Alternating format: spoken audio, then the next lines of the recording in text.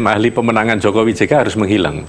Kenapa harus menghilang, Mas? Kalau tidak menghilang, nanti statement saya sama dengan statementnya calon presiden kan bahaya. Iya, ini seperti sebuah hikayat. Itu seperti sebuah setengah dongeng tentang Jokowi menjadi presiden. Dari wali kota, lalu jadi gubernur, lalu kemudian menjadi presiden. Dan ada beberapa orang dekat yang tahu bagaimana peristiwa itu terjadi. Sebetulnya boleh Anda ceritakan sedikit? Kalau yang pertama dulu, ini bukan dongeng. Seluruh proses kepresidenan kita itu seperti drama politik tanpa skrip. Drama politik tanpa skrip. Lebih menarik disebut begitu. Iya kan? Oke. Bung Karno juga tidak menyangka jadi presiden. Pak Harto tidak menyangka. Betul. Gus Dur tidak menyangka. Semuanya drama politik tanpa skrip. Jokowi sama. Jadi Jokowi sama. Sebuah drama politik tanpa skrip yang wali kota, gubernur tiba-tiba memang menarik secara nasional untuk menjadi presiden. Tapi bukan berarti tanpa tidak kerja keras. Itu dengan kerja keras sebenarnya. Kerja keras. Iya. Lalu Jokowi, Anda ada dekat-dekat situ pada waktu itu. Dan saya tahu begitu banyak cerita tentang siapa yang layak dari PDIP yang akan maju. Dan nama yang sudah tidak asing kan adalah Ibu Mega. Yeah.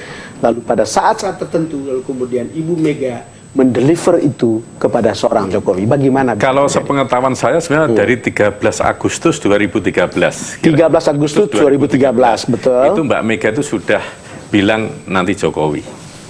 Kira-kira itu. Tidak eksplisit. Tidak eksplisit. Tapi kira-kira simbol dan sinyalnya itu sudah ke sana. Itu yang kemudian terjadi ketika Jokowi harus membacakan yang punyanya Soekarno di depan Rapimnas PDIP. Nah, itu berikutnya. Itu September. Itu September kan? Oke. Ya. Jadi sinyal awal itu sudah kira-kira 13 Agustus, 6 Desember. Awalnya kan orang masih bicara Mbak Mega 26 Desember itu inner circle paham akan ke Jokowi. Dan Anda tahu betul bagaimana terbelahnya orang-orang dalam sendiri sebetulnya apakah Jokowi apa bukan? Kalau mau jujur sebenarnya banyak yang dalam maunya Mbak Mega Jokowi. Mbak Mega Jokowi, betul. Kalau kita baca pada saat itu yang agak bertempur maunya langsung Jokowi. Kalau mau jujur juga komandannya adalah Opa Sidarto, ketua MPR waktu itu. Ketua MPR pada waktu itu adalah yang mengumandani gerakan sebagai Opa Sidarto. Itu yang langsung harus Jokowi langsung. Karena mood publik memang ke Jokowi. Jadi itu bukan mood publik, bukan ke Ibu waktu itu. Jadi mood publik ke Jokowi. Jadi Mbak Darto ini nggak ada pilihan, harus Jokowi. Nah, jadi memang banyak versi yang beredar sekitar itu. Tapi betul kita percaya bahwa karena Anda ada sepengetahuan Anda yang dekat pada waktu itu adalah akhirnya Jokowi. Lalu kemudian orang bilang akhirnya juga JK. Nah, kalau JK itu kan listnya banyak yang mau, ya kan? Ya, misalnya Pak Luhut pasti, Hatta pasti, Riami Satria Kudu pasti, ARB pasti, Mahfud pasti, ARB jauh, ARB jauh itu. Enggak, ingin. Oh ya, ingin ya. Ini yang masuk list itu, dan yang adalah Pak JK. Pak JK. Nah, Ibu kalau tidak salah ini pernah dalam obrolan-obrolan itu Mbak Mega bilang, masa sih butuh tentara? Saya dulu wakil saya tentara kan tidak. Itulah mengapa Pak Luhut dan Pak Riami Satria Kudu akhirnya tidak jadi. Nah, terus Pak Hatta, tapi kan Pak Hatta juga punya bisnis ya, jadi tidak jadi gitu kan. Nah, tinggal dua, Mahfud dengan Pak JK kan sebenarnya. Nah, ini siapa? Nah, tiba-tiba memang Nasdem langsung mendeklar JK. Nah, tinggal PKB. Nah, PKB ternyata juga tidak ke Pak Mahfud kan akhirnya ke JK. Jadi ini pilihan politik. Meskipun ini juk ya, juk. Juknya gimana? Juk mungkin kalau PKB dipimpin oleh Pak Mahfud jadi wapres, itu Muhaimin Iskandar nggak jadi ketua PKB lagi. Juk yang bisa jadi benar secara politik gitu. Mas, apa yang terjadi kemudian kita sampai pada ujung dari ketika Jokowi kemudian mendeklar atau mengumumkan pencalonan itu di Marunda.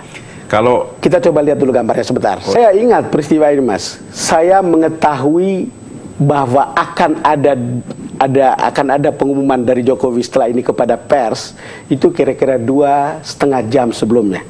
Akan ada, kalau tidak salah ingat mungkin pada waktu itu hari Jumat. Biasanya orang Jawa punya hitung-hitungan cara-cara seperti ini. Anda kan orang yang pandai sekali membaca hal begini. Yang ini tidak. Yang ini tidak. Jadi sebenarnya gini, seingat saya tanggal 12 itu ya, 12 Maret itu sudah Mbak Mega sudah memutuskan Jokowi, sudah clear itu, udah clear. Ya, baru diumumkan tanggal 14 hari Jumat. Nah itu menurut saya bukan hitung-hitungan, dan Jokowi kebetulan juga pas ke Marunda. Ya, Marunda. Ada setting sedikit lah, politik ini kan butuh panggung gitu kan. Betul. Ya. Biasanya penunjukan-penunjukan begini kan ada hal-hal di luar dari hal-hal yang mungkin ada hitung-hitungan yang tidak rasional. Kalau tidak rasional sebenarnya di masyarakat. Jadi konstruksi masyarakat kita itu kalau dari komposisi kan banyak petani padi.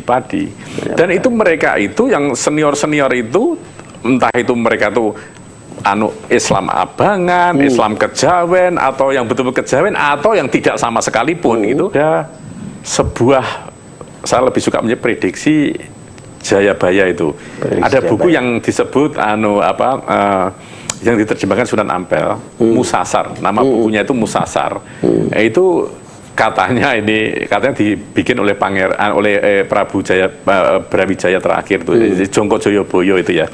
Nah, itu ada bait yang begini, pada suatu masa nanti, dan itu diyakini oleh orang Jawa umumnya, pada suatu masa nanti akan bekas kerajaan Majapahit ini akan dipimpin oleh anak yang lahir di situ, bahasanya Timur Gunung Lawu. Nah, saya membaca tulisan Anda, silakan terus. Ya, Timur Gunung Lawu, anaknya ilmu politik ada pendekatan budaya politik. Ada pendekatan budaya politik. Saya lompat saja. Untuk Jokowi itu yang dikatakan oleh Ronggo Warsito itu Satrio Pinandito Kelayung-layung, satria yang seperti bijak seperti wanita, mungkin juga kurus kan karena sering puasa gitu. Kelayung-layung itu artinya mengembara yang tidak karuan. Dan ketika saya ikut kampanye Jokowi keliling itu, wah, sengsara bener. Saya ikutin di Jawa Timur, Mas. Ya, saya sengsara. Betul, saya setuju bahwa itu sengsara, dan itu masuk hotel biasanya jam 5 pagi, kita keluar hotel jam 8. Ternyata generasi 60-an itu bersatu, dan itulah Jokowi. Jadi bersatu. Nah, Mas Prabowo masuk dalam generasi yang pecah itu. Oh, itu ada perbedaan. Iya. Kan sama Mas Prabowo, Mbak Mega, Gus Dur, dan Pak SBY itu dalam satu garis generasi. Betul. Nah, mengapa Mas Prabowo tidak dapat dukungan luas dari generasi 60-an? Nah, sekarang dengan gaya, kan dikenal dengan gaya belusukannya. Kemudian itu tadi, kadang-kadang itu seperti tidak teratur gitu, kesana kemari, dan kemudian turun ke bawah. Dan untuk orang-orang sekitar itu sesuatu yang membuat itu letih.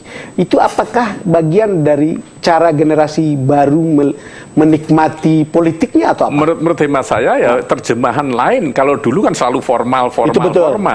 Nah, generasi baru yang menerjemahkan politik adalah langsung sentuhan dengan masyarakat.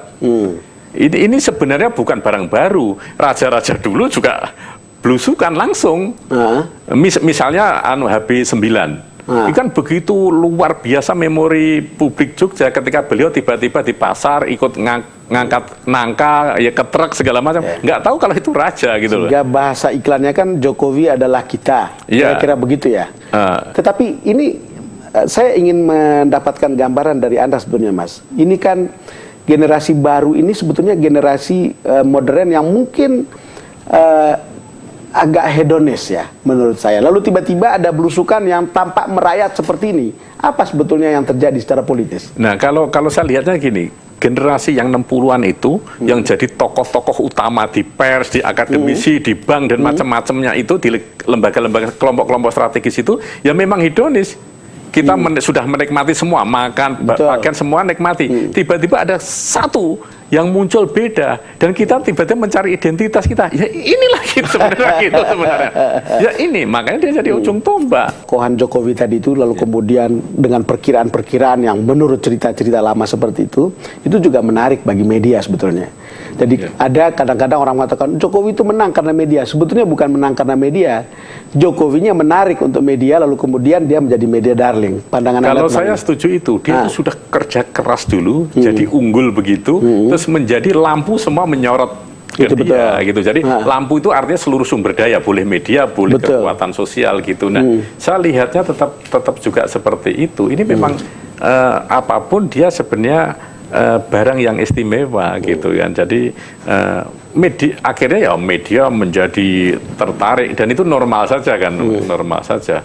Kan karena dia beda, maka dia menerjemahkan sebenarnya tetap budaya politik sebenarnya.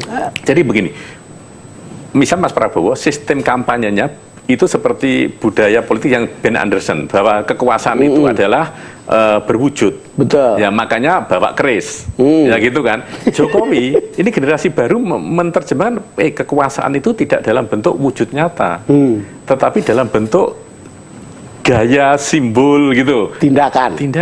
Jadi kita coba menerjemahkan Ben Anderson Power in Javanese Culture itu dalam konstruksi berbeda. Nah, teman-teman yang di Mas Prabowo sana masih menerjemahkan kekuasaan itu real. Wahyu itu real. Jadi keris itu kan keliru. Kita mencoba menerjemahkan dengan cara beda sebagai terjemahan generasi baru. Sebagai seorang jurnalis, saya juga menangkap sense bahwa cepat atau lambat, besar atau tipis itu, saya juga yakin bahwa Jokowi akan memenangkan pertarungan itu. Tapi kan hampir semua orang juga, setidak-tidaknya pendukung Jokowi maupun Prabowo, melihat hasil pilihan yang tidak seberapa besar bedanya, 52, sekian. Kalau mau jujur sudah cross 12 hari sebelum pilihan itu bedanya 0,85. Itu betul. 10 hari cross. Cross. Dan itu hanya diselamatkan oleh 3. Yang pertama Muslimat yang belum memilih, itu akhirnya di-approach oleh, nah, saya nggak bisa sebut namanya gitu ya, nggak enak. Kan setidak-tidaknya kan mengangkat Khofifah, itu kan salah satu. Ini cowok. Oh, cowok. Yang silakan. Dia sebenarnya artis, lucu, tapi Muslimat begitu suka dengan dia. Wow. Gitu ya. Klunya itu. Pertama. Yang kedua adalah kelas menengah perkotaan memang sudah ke Mas Prabowo. Maka itulah suka atau tidak peran dari konser Salam Dua Jari yang dimotori oleh Abi itu merubah semua cerita. Yang ketiga, suka atau tidak minoritas belum mengambil keputusan. Betul. Nah, jadi kaum minoritas itulah yang menjadi faktor ketiga penentu kemenangan rebound setelah itu. Saya ingin Anda dapat penjelasan Anda tentang konser Dua Jari, karena sebagai jurnalis kita juga melihat ini adalah titik balik untuk kemudian memperlihatkan bahwa Jokowi menjauh jaraknya dari 0, sekian menjadi sekian persen. Sudah cross. Ya. Cross per teori kalah. Ya. 10 hari sebelum itu vote itu udah cross. Per teori kalah. Apa yang terjadi di kubu Prabowo sampai kemudian itu kemudian ketika mereka cross lalu kemudian disalip lagi untuk kemudian Jokowi yang naik? Menurut saya timnya tidak cerdas melihat bagaimana memperkuat itu. Jadi gerakannya masih sama. Nah, kita lihat data mentah, kita lihat mendapat 3 temuan. Oke, yang khusus konser Salam Dua Jari itu penting sebenarnya. Ini kan hampir sama dengan spin doctor. Abdi ya, yang ini spin doctor. Jadi Presiden Amerika kena isu selingkuh gitu kan, bingung. Terus dia pura-pura bikin film fiktif tentang perang ini. Kirim pasukan gitu. Nah, itu pulang pasukan itu jadi pahlawan. Yang mengendorse ini karena presiden kita menjadi menang perang itu. Ini kan sama. Pak Jokowi sudah kena isu apapun lah, Tionghoa, Kristen, macam-macam kena itu kan. Terus dia butuh panggung. Artinya medan perang kayak film itu. Betul. Itulah panggung Salam Dua Jari. Yang saya ingat adalah bahwa Pak Prabowo waktu itu masih punya satu momen nonton Piala Dunia. Tidak bisa. Sudah moodnya sudah kecuri duluan. Tidak sudah moodnya ketika itu menjadi berita yang begitu di media itu langsung udah nggak bisa kekunci. Apa bacaan Anda kemudian kalau lihat perlawanan kubu Prabowo yang kemudian sampai ke MK, lalu kemudian sebelumnya kan pasti ada ini. Apa yang bacaan Anda sebenarnya? Sependekatan saya selalu budaya politik. Silakan Mas. Sangat gampang. Anak-anak Menteng, anak-anak kota itu jengkel kalau dikalahkan anak kampung kurus kayak desa itu. Itu saja, sesederhana itu. Ini prosesnya politik. Saya terkejut dengan penjelasan Anda, tapi baru saya dengar pertama kali dan itu menarik. Iya. Silakan. Bagaimana anak kampung dari pinggir sungai kurus gitu kan bisa mengalahkan orang-orang yang memang apapun dari segi sumber daya politik ya, dana, pendidikan, lingkup pergaulan itu memang lebih bagus. Lebih stabil. Kok bisa dihancurkan nih? Saya nggak terima kalau debat dikalahkan oleh saya PhD gitu, dikalahkan oleh S1, saya pasti jengkel, nggak mau terima gitu, kira-kira gitu. Jadi saya penjelasan budaya politik, mengapa kok gigih. Faktor yang terpenting bagi saya adalah ketidakterimaan secara identitas yang selama ini melekat dalam diri kita itu dihancurkan. Mas Kardi, kita jeda konser Dua Jari, lalu kemudian setelah pelantikan kan ada pesta rakyat atau syukuran rakyat. Ya. Dan ini kelihatannya baru pertama dalam sejarah pemilihan presiden kita. Penjelasan Anda. Ya, itu sebenarnya refleksi dari itulah Jokowi sebagai harapan publik gitu, harapan baru. Maka ketika dia terpilih ya syukuran karena ini didukung oleh massa itu tadi kan. Lebih seperti itu saja. Iya, tapi maksud saya kenapa itu berbeda dengan sebelumnya? Karena SBY juga dipilih oleh begitu banyak orang pada tahun 2004 maupun 2009. Saya melihatnya lah pada personal touching, kesederhanaan. Jadi Jokowi dalam kampanye pun dalam pendekatan segala macam itu selalu dengan cara-cara sederhana dan simpel. Jadi itu mudah ditangkap dan akhirnya bergulir menjadi sentimen yang sentuhan pribadi. Maka kalau dia jadi, maka kita pengen mengadakan pesta gitu kan. Anda ikut menasihati Jokowi kan, karena Anda kan ketua tim ahli pemenang Jokowi. Saya tidak pernah menasihati, tapi Jokowi itu secara insting politik itu sangat tajam. He is a real politician sebetulnya. Real politician tidak, tapi insting politiknya sangat tajam. Saya setuju itu. Ya, insting politiknya sangat tajam. Tidak pernah kompleks, selalu semua sederhana.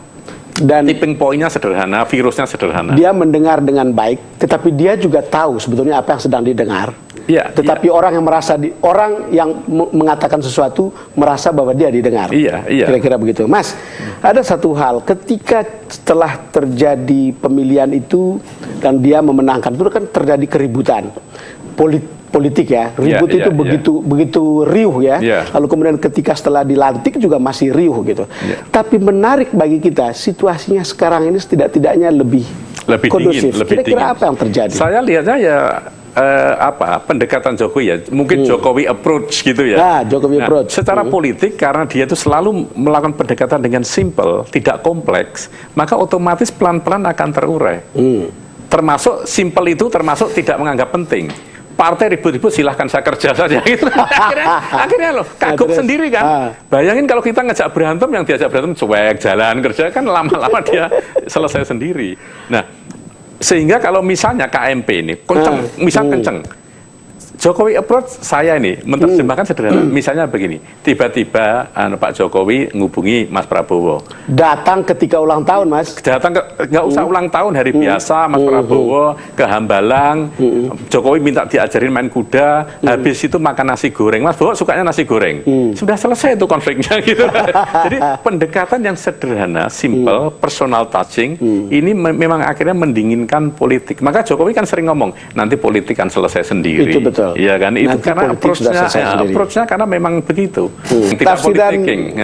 Mas Kardi itu mengejutkan saya dan tampak seperti tidak politicking begitu, tetapi toh persoalan sepertinya terselesaikan. At least orang akan merasa, ribut-ributnya begini kok tiba-tiba sudah dingin begitu. Bagaimana Jokowi kerja, terlepas masih kritik apapun ya, betul. Kerja gitu. Kan teman-teman DPR akhirnya dilihat rakyat, ini lihat apapun kerja, yuk ribut aja. Akhirnya malu sendiri kan, kira-kira gitu.